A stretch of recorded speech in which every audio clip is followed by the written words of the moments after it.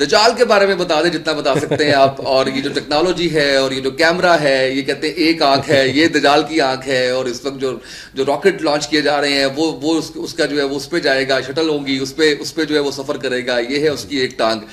جتنا کچھ بتا سکتے ہیں اور جتنا آپ کے پاس ٹائم ہے اسے بتا دیں. میں نے بڑی بات کی ہے. اور یوتھ کلب میں تو ایک لطیفہ بھی مشہور ہے کہ دجال نے سب سے پہلے آگے پوچھنا ہے محمد علی کہاں ہے. یعنی اس کو نکلوانے کا مجھے بڑا شوق تھا. اللہ معاف کرے, ٹاپک بڑا سیریس ہے جی پلیز. تو اس لیے میں سیریس بات ہی کروں گا. یہ تو ایک جوک میں نے آپ کو سنایا. دیکھیں دجال قیامت تک آنے والے جتنے فتنے ان میں سب سے بڑا فتنہ ہے. اور نبی صلی اللہ علیہ وسلم بڑا سیریس انداز میں صحابہ کو وارن کیا کرتے تھے اس کے بارے میں. اور نبی صلی اللہ علیہ وسلم نے کہا ہر نبی نے اس کے بارے میں وارن کیا. اور دجال کا مطلب ہے دا ڈسیور, دا لائر. بہت بڑا ڈسیور ہوگا. بڑے کم لوگ اس کو آئیڈینٹیفائی کر پائیں گے. اس کے کچھ سمبلز اور نشانیاں ہمارے نبی نے ہمیں بتائی ہیں. کانا ہوگا, بلائنڈ فرام ون آئی. اس کے بعد پھر بتایا کہ کفرہ, اس کے ماتھے پہ لکھا ہوگا. اب اس میں دو اسکول آف تھاٹ ہے علماء کے. کچھ ان چیزوں کو میٹافورک لیتے ہیں, کچھ ان کو لٹرل لیتے ہیں. میٹافورک سے مراد ہے کہ وہ ان کی کوئی تعویل کر دیتے ہیں, انٹرپریٹیشن کر دیتے ہیں. جیسے فار ایگزامپل وہ یہ کہتے ہیں کہ کانی آنکھ سے مراد لٹرل کانی آنکھ نہیں ہے. اس سے مراد یہ ہو سکتی ہے کہ اس کی جو حق والی آنکھ ہے وہ نہیں دیکھ سکتی اور وہ مادی آنکھ سے صرف دیکھتا ہے. لیکن میرا پرسنل اوپینین ہے یہ لٹرل چیزیں ہوں گی. ہاں یہ ممکن ہے کہ شروع میں جب وہ آئے تو ایک ہینڈسم انسان ہو, لیکن بعد میں اس کے معاملات ایسے ہو جائیں. یہ بھی ایک ویو ہے, بٹ یہ کہ لٹرل ہے. میں آپ کو بتا رہا ہوں وہ ایک انسان ہے, اس کی بلائنڈ آئی ہوگی اور وہ بڑا ایک ریسلر ٹائپ اس کی باڈی ہوگی. اس کے بالوں کا ایون ذکر آتا ہے. تو وہ ایک انسان ہے, لیکن اس کا ایک سسٹم بھی ہوگا پورا کا پورا. اب وہ سسٹم کچھ لوگ جتنا مرضی آپ ریلیٹ کر لیں, جتنی جستجو آپ کر لیں ریلیٹ کرنے کی اور لوگوں کو وارن کرنے کی کہ دجل کس طرح پھیل رہا ہے آج کل. دجل چاہے پھر دیکھ لیں میڈیا کے تھرو پھیلے, وہ میوزک انڈسٹری کے تھرو پھیلے, وہ چاہے سائنٹیفک ایک ایکسکیوز بنا کے اس کو پھیلایا جائے ویکسینس کے تھرو, جو بھی آج کل باتیں ہو رہی ہیں. تو جتنا دجل بڑھتا جائے گا اتنا اس کی وہ دنیا تعمیر ہوتی جائے گی. اور اس کے بعد وہ جب نکلے گا تو زیادہ تر لوگ اس کو سیویئر سمجھیں گے, مسیحا سمجھیں گے, ہیلپر سمجھیں گے بہت بڑا. ایون حضرت عیسیٰ سمجھ لیں گے بہت سے لوگ اس کو, یہاں تک کہ وہ اللہ ہونے کا کلیم کرے گا اللہ بھی سمجھ لیں گے بہت سے لوگ کہ وہ خدا ہے. تو اس لیے وہ ایک بہت بڑا فتنہ ہے اور اس کی نشانیاں بڑی واضح ہیں. ہمارے نبی صلی اللہ علیہ وسلم نے ہمیں بہت واضح نشانیاں اس کی بتائی ہیں.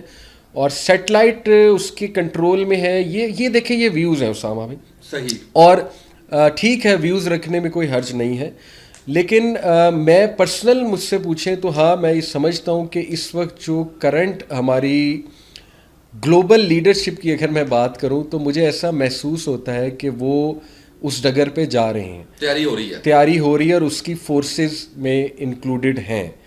پھر چاہے وہ ظاہر ایلون مسک کی طرف بھی کچھ لوگ اشارہ کرتے ہیں کہ جتنی وہ ٹیکنالوجی بنا رہا ہے, کیونکہ دجال کے پاس وچ کرافٹ بھی ہوگی, بلیک میجک, بہت بڑا بلیک میجیشین ہوگا وہ. اس کے پاس شیاطین بھی ہوں گے مدد کرنے کے لیے.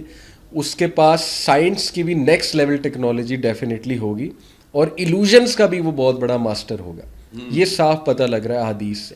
تو یعنی اتنی چیزیں جب اس کے ساتھ جمع ہو جائیں گی اور اس کی گلوبل ڈومیننس اتنی زیادہ ہوگی کہ میں سمجھتا ہوں کہ بڑے بڑے ٹیکنالوجی کے ایکسپرٹس اس کے ساتھ ہوں گے اور اس کے انڈر ہوں گے, الا یہ کہ کسی میں خیر ہو.